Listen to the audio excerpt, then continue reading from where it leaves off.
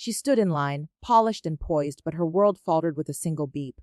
Decline. Emily Harper, the 32-year-old CEO of Harper Innovations, felt her cheeks burn as her card failed at the bustling cafe in Harper Tower's lobby. No wallet, no cash, just a growing line of impatient suits behind her. Then a voice, calm and kind, broke through. "It's just coffee. Let me." James Carter, a security guard in a navy polo, scanned his phone to pay for her latte, his eyes warm, no judgment, no expectation. He handed her the cup with a quiet smile, dabbed a spill from her blouse, and walked away before she could say more than thank you. Emily, used to calculated gestures from those chasing her title, was stunned by his sincerity. She didn't know his story, a brilliant engineer who'd stepped away from the world after loss. But she would. And that moment, that simple act, would spark a journey neither saw coming. Stick around, because what happens next changes everything. Emily's heels clicked on the cafe's tiled floor as she hurried to the elevators, her light still warm in her hand. The morning rush swirled around her. Baristas shouting names, steam hissing, the scent of espresso thick in the air.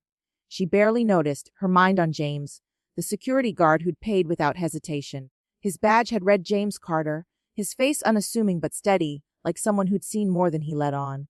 She stepped into the glass elevator, the city sprawling below, and felt a pang of something unfamiliar. Gratitude, yes, but also curiosity. Who was he? Why did he care?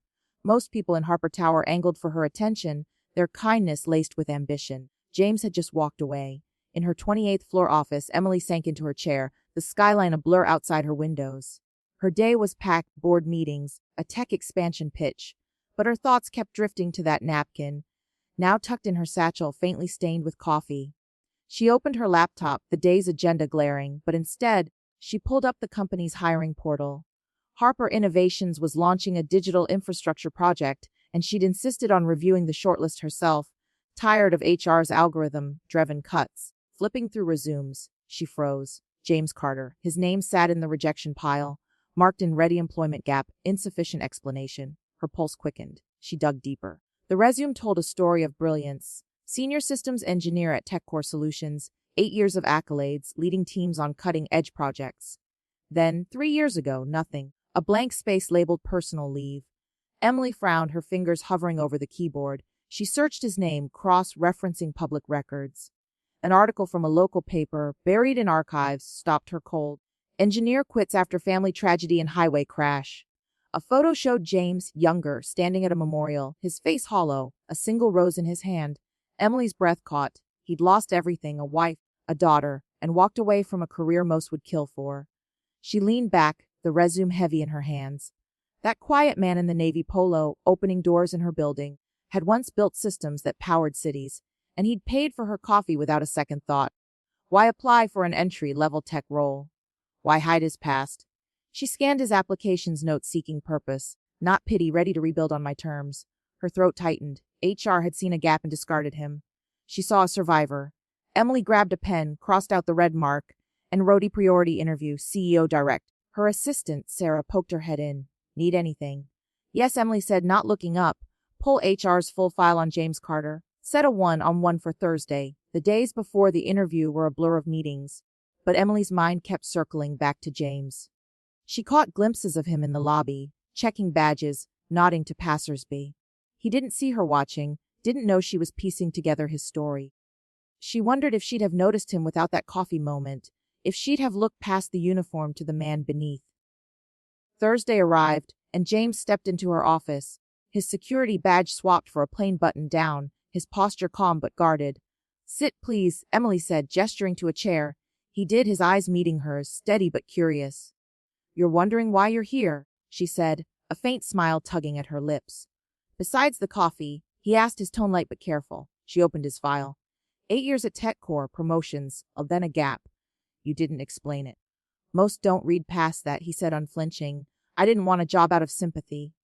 Emily nodded, leaning forward. And the security role? A place to start over, he said.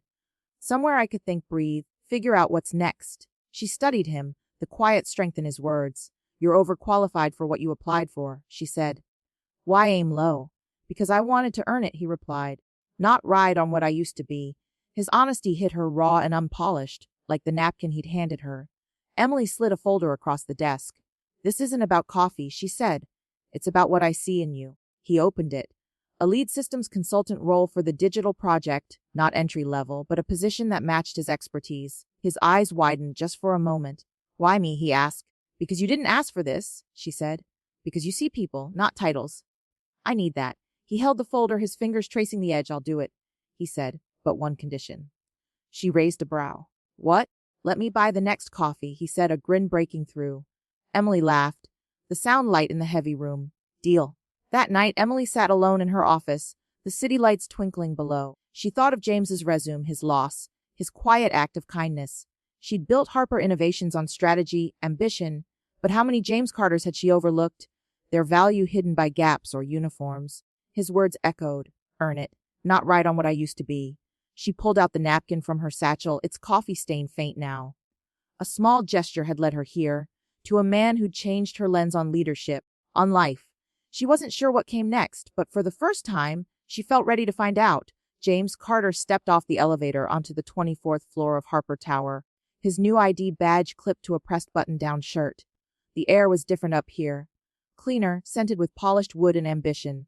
Gone was the security guard's navy polo, replaced by a role as lead systems consultant for Harper Innovations' digital expansion. But the whispers followed him. As he passed the open plan office, analysts glanced up, their murmurs soft but sharp. That's the guy the CEO hired herself, one said. From security to this, must have pulled some strings. James kept his head down, his laptop under his arm, and settled at his desk. He'd heard worse in the years after his family's loss, when grief had stripped him of everything but silence.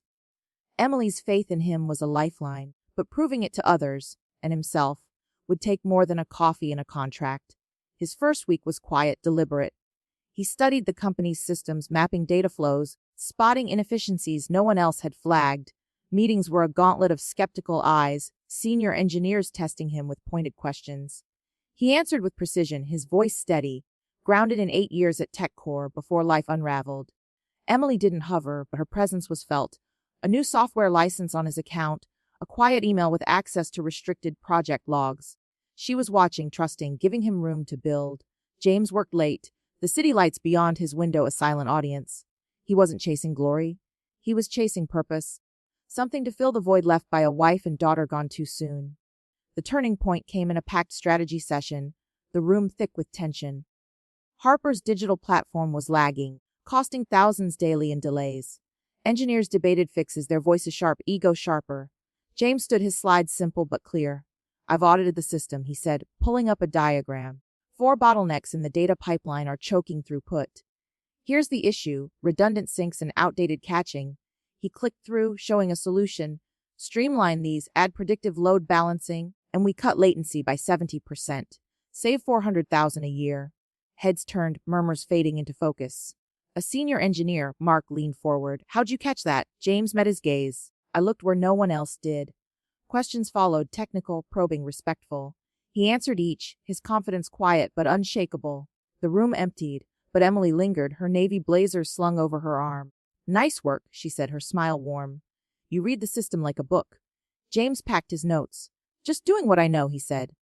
She tilted her head. You're doing more than that, you're proving them wrong. Her words hit deep, stirring a pride he hadn't felt since TechCore, before the crash that took his family. He nodded, a faint smile breaking through. Trying to, he said. Emily's eyes held his for a moment. Something unspoken passing between them, a trust, a spark too early to name. Days later, a crisis hit. A server outage crippled the platform, clients fuming, deadlines slipping. The IT team scrambled, tempers flaring in a late-night war room. Emily stood at the head, her face calm but her hands clenched. We need this fixed by morning, she said. IDs, the room offered half-baked plans, frustration mounting. James spoke up, his voice cutting through. It's not hardware. It's a configuration error in the failover system. I can reroute the load, manually stabilize it tonight. Eyes turned, skeptical but desperate. Do it, Emily said, her trust absolute. James worked through the night, his fingers flying over keys, his mind sharp despite the hour. By dawn, the system was up, losses minimized. Mark clapped his shoulder. Didn't see that coming, man. Good call. Emily found him later, alone at his desk, the skyline gray outside. You saved us, she said, her voice softer than usual. James shook his head. Just fixed a bug. She sat across from him, her gaze steady. You don't get it, do you? You're not just fixing bugs. You're fixing us. showing us what we missed. James looked down, his hands still. After the accident, I thought I'd lost this part of me, he said. The part that builds things. Emily leaned closer. You didn't lose it. You just needed someone to see it. Her words landed like a lifeline, pulling him from the shadows of his grief. Their connection grew in quiet moments. A shared coffee in the break room, a late-night review of project specs, her laughter at his dry humor. One evening, James found a note on his desk, Emily's handwriting neat, keep looking where no one else does. He smiled, tucking it into his pocket. She saw him not as a former engineer or a security guard, but as James, flawed, resilient, whole. He began to see her too, not just the CEO, but Emily, the woman who fought for her company but carried her own unseen weight. Their talks deepened, touching on loss, ambition, the small victories that kept them going. A junior analyst, Lisa, approached James one afternoon, her face pale. I botched a data pull, she said, her voice shaking. It'll tank our client demo. James sat with her, his tone calm. Show me, he said. They worked through it, his patience steadying her panic. You're allowed to mess up, he said. Just don't stop trying. Lisa nodded, her confidence creeping back. From her office, Emily watched, her heart stirring. James wasn't just leading systems. He was leading people quietly, the way he'd led her to see him that morning in the cafe. The TV in the break room flickered, a news anchor discussing Iran-Israel tensions, a U.S. brokered ceasefire holding but fragile. Emily paused, watching James as he poured coffee. You ever think about the world out there? She asked. He nodded. All the time. Makes me want to build something that lasts. She smiled, her eyes warm. You already are. Their hands brushed as he handed her a cup, the moment fleeting but heavy. James was no longer the man who'd paid for her coffee out of instinct. He was the man who'd reminded her to look deeper, to see value where others saw gaps, and she was ready to build something with him, something that would outlast any project. James Carter's desk on the 24th floor of Harper Tower was a quiet island in the open office, his screen glowing with system diagnostics late into the evening. The whispers about his past as a security guard had faded, replaced by respect earned through late nights and sharp solutions. As lead systems consultant, he'd streamlined Harper Innovation's digital platform, saving millions and silencing skeptics.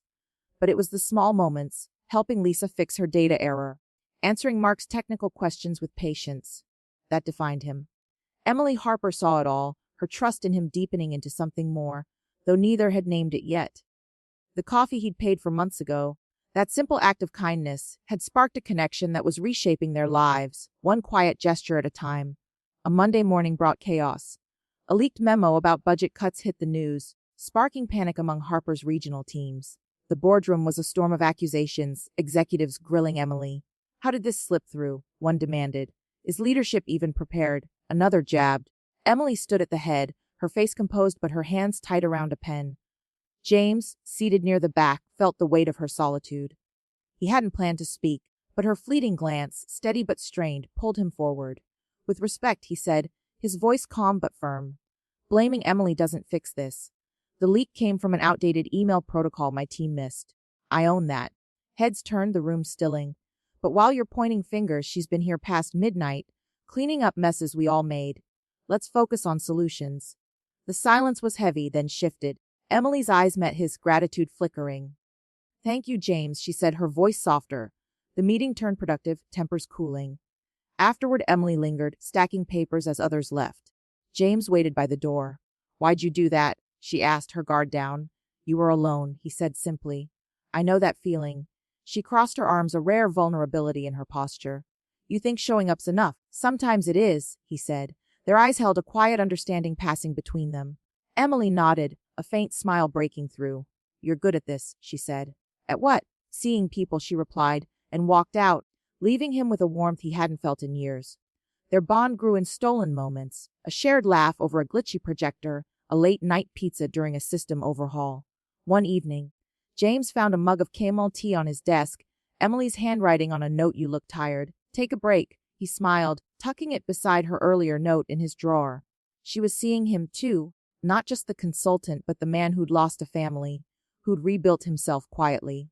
He saw her, the CEO who carried her company's weight, who hid her own exhaustion behind sharp suits and sharper decisions. Their talks turned personal, touching on grief, dreams, the lives they'd both left behind. A Friday brought a company-wide stress test for the digital platform, the team on edge. James led the effort, his calm anchoring the room. When a server crashed, he rerouted data flows in minutes, his fingers steady on the keyboard. Mark, once skeptical, nodded. You're the real deal, Carter. The test succeeded. The platform's stronger than ever. Emily caught James in the break room later, her blazer off, her hair loose. You killed it today, she said. We did, he corrected, handing her a coffee. She took it, their fingers brushing, the moment lingering. You always do that, she said. Share the credit. He shrugged. No one builds alone. Her smile deepened, something unspoken blooming between them. The TV in the corner flickered, a news anchor reporting progress in Iran-Israel ceasefire talks, U.S. diplomats cautiously hopeful. Emily glanced at it, then at James. You think peace ever sticks? She asked. Sometimes, he said. If people keep showing up for it. She nodded, her eyes warm. Like you do, she said. James felt a pull, a desire to close the distance, but he held back. Not yet. Their connection was real, but it needed time. Like the systems he built, strong foundations first. One afternoon, James found Lisa at her desk, her face pale. I froze in a client call, she said, her voice shaky. They'll fire me. He sat with her, his tone steady. Walk me through it, he said. They reworked her notes, his patience easing her panic. You'll nail the next one, he said. Just keep showing up. Lisa smiled, her confidence returning. From her office, Emily watched, her heart stirring. James wasn't just fixing systems. He was fixing people, the way he'd fixed her perspective that morning in the cafe. She stepped out, joining them. Nice save, she said to James. He grinned. Just doing my job. Her laugh was light, but her eyes said more.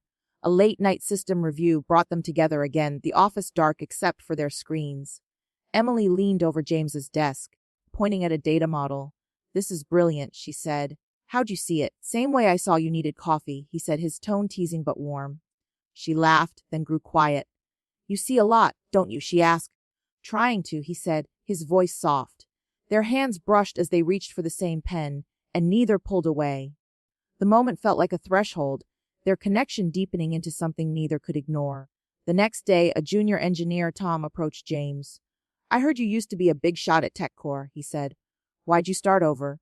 James paused, then said life broke me. Had to rebuild from the ground up. Tom nodded, respect in his eyes. That's real, man. James glanced at Emily's office, her silhouette visible through the glass. She'd given him the chance to rebuild, seen his worth when others saw a gap. He wasn't just grateful. He was falling for her, her strength, her heart, the way she fought for what mattered. And he sensed she felt it, too, their coffee, stained napkin, a quiet promise of something more. The chandeliers in Harper Tower's grand ballroom cast a golden glow, crystal glinting as the string quartet's notes wove through the crowd. Harper Innovation's 10-year anniversary gala was a spectacle. Executives in tailored suits, investors clinking glasses, media snapping photos. James Carter stood near the service doors, his tuxedo simple but sharp, his eyes scanning the room. As lead systems consultant, he'd helped ensure the event's tech ran smoothly. Stage lights soft, microphones clear, screens flawless. But his focus was on Emily Harper, radiant in a midnight blue gown, her blonde hair falling in waves. She moved through the guests, her smile polished but her shoulders tense, carrying the weight of the night. James had noticed her shiver earlier near the balcony doors and draped a cashmere wrap over her shoulders, his touch brief but deliberate. She'd glanced back, her eyes warm, and he'd felt it, a connection too deep to ignore. The gala was in full swing, toasts echoing as Emily took the stage, her voice steady, thanking her team for a decade of growth. James watched from the sidelines, pride swelling. She'd given him a second chance, seen past his security badge to the engineer within. Now he saw her, not just the CEO, but the woman who fought for her people, who carried her own quiet scars. As the quartet struck a final chord, the crowd moved to the dining area, laughter rising. Emily lingered, her wrap slipping, and James stepped forward. You okay? He asked, his voice low. She nodded, but her eyes betrayed exhaustion. Just surviving, she said, a half smile breaking through. Fireworks were announced, and the southwest terrace doors opened. Emily stepped outside, the warm night air brushing her skin. James followed, keeping a respectful distance. The sky erupted, red, blue, gold, each burst lighting her face. It's beautiful, she said, her voice soft. Yeah, it is, James agreed, his eyes on her. She turned, catching his gaze, and a smile flickered. You always do this, she said. Show up when I don't expect it. He shrugged, a grin tugging at his lips. Habit, I guess. The fireworks faded, leaving a soft glow. Emily shivered, and James stepped closer, his hand hovering. You're cold, he said. She looked at him, then placed her hand in his, their fingers lacing. They stood silent, the world falling away. "Why do you notice the little things?" she asked, her voice catching. James paused, his thumb brushing her hand. "Because I know what it's like when no one does," he said. Her breath hitched, his words landing like a truth she'd long buried. "Thank you," she whispered. "Always," he said, squeezing gently. They lingered, hands joined, the ballroom's applause faint behind them. Neither moved, as if stepping back would break something fragile. James felt it, a pull, not just gratitude or respect, but love, quiet and sure. Emily's eyes held the same, her guard down, her heart open. Back inside, the gala wound down, but their moment lingered. Emily joined James at a quiet table, her gown shimmering. "You didn't have to stay out there," she said. "I wanted to," he said, his voice steady. She smiled, softer now. "You're trouble, Carter." "Good kind, I hope," he teased. "The best," she said, her hand brushing his arm. Their talk flowed. Her dreams for the company, his memories of TechCore, the losses they'd both faced. "I used to think I had to be perfect," she said. "You make me think it's okay to just be me." James leaned closer. "You've always been enough," he said. Her eyes glistened, and she squeezed his hand, the gesture saying more than words. Days later, James found a junior analyst, Tom, slumped at his desk, his face pale. "I screwed up a client demo," he said, his voice shaky. "They'll boot me." James sat, his tone calm. "Show me what happened," he said. They reworked the slides, James's patience steadying Tom's nerves. "You've got this," he said. "Just show up tomorrow." Tom nodded, his confidence creeping back. From her office, Emily watched, her heart full. James's leadership wasn't loud. It was in the quiet moments, the way he lifted others, the way he'd lifted her. She stepped out, joining them. "Nice work," she said to James. He grinned. "Just paying it forward," he said. Her smile deepened, their eyes locking, a silent promise growing. A late-night system review brought them together again, the office dark except for their screens. Emily leaned over James's desk, pointing at a data model. "This is genius," she said to catch it. "Same way I saw you needed that coffee," he said, his tone warm. She laughed, then grew quiet. "You see me, don't you?" she asked. "Trying to," he said, his hand brushing hers. The touch lingered, their breaths close. Emily felt it, love, not just for his kindness, but for the man who'd walk beside her, steady and true. James felt it too, his heart opening after years of grief. The TV in the break room flickered, a reporter noting Iran-Israel ceasefire talks holding a rare moment of hope. Emily glanced at James, pouring coffee. "You think the world can change?" she asked. "If people keep trying," he said. "Like us," she teased, her eyes warm. "Exactly," he said, handing her a cup, their fingers touching. The gala's fireworks had lit the sky, but this, their quiet, growing love, was the real spark. They weren't just building a platform or a company. They were building a life, one moment, one touch, one truth at a time. The 24th floor of Harper Tower buzzed with quiet energy, its sleek offices a testament to Harper Innovation's rise. James Carter, once a security guard, now stood as a cornerstone of the company's digital expansion, his leadership shaping systems and people alike. From saving millions by streamlining the platform to mentoring junior analysts like Lisa and Tom, he'd proven his worth beyond his resume. Emily Harper, the CEO who'd seen his potential over a declined coffee payment, watched him with pride and something deeper. Their bond, forged in quiet gestures and shared vulnerabilities, had grown into love unspoken but undeniable. As they built a stronger company, they were building a life together, rooted in the simple act of seeing each other when no one else did. A year after that cafe encounter, Emily launched The Open Door, a hiring initiative inspired by James. It focused on overlooked talent, those with gaps, unconventional paths, or quiet strengths. She stood in a packed auditorium, her navy suit crisp, her voice steady. "We've spent too long judging people by boxes they don't fit," she said, the screen behind her flashing the program's logo. "This is about finding value where others don't look." Applause rippled, cameras flashed, but Emily's eyes sought James at the back, his tuxedo understated, his smile soft. He nodded, pride in his gaze, content to let her shine. Her words echoed their story, two people who'd found each other beyond titles, beyond loss. James's impact rippled through the company. He'd optimized the digital platform, cutting costs by millions, but his real legacy was in people. Lisa, once panicked over a botched report, now led client demos with confidence, thanking James for her growth. Tom, steadied by his mentorship, earned a promotion. Even Mark, the skeptical senior engineer, sought James's input, their debates sharp but respectful. James led quietly, his presence a calm anchor in high-stakes meetings. He'd rebuilt himself after losing his family, and now he was rebuilding others, showing them they could rise from their own gaps. Emily and James's love deepened in small moments. A late night drive after a long day, her head resting against the seat, his hand brushing hers. A shared coffee in the break room, her laughter at his dry wit. One evening, Emily found a note on her desk. James's handwriting neat, "You're carrying too much." "Let me help," she smiled, tucking it beside the coffee-stained napkin from their first meeting, now framed in her office.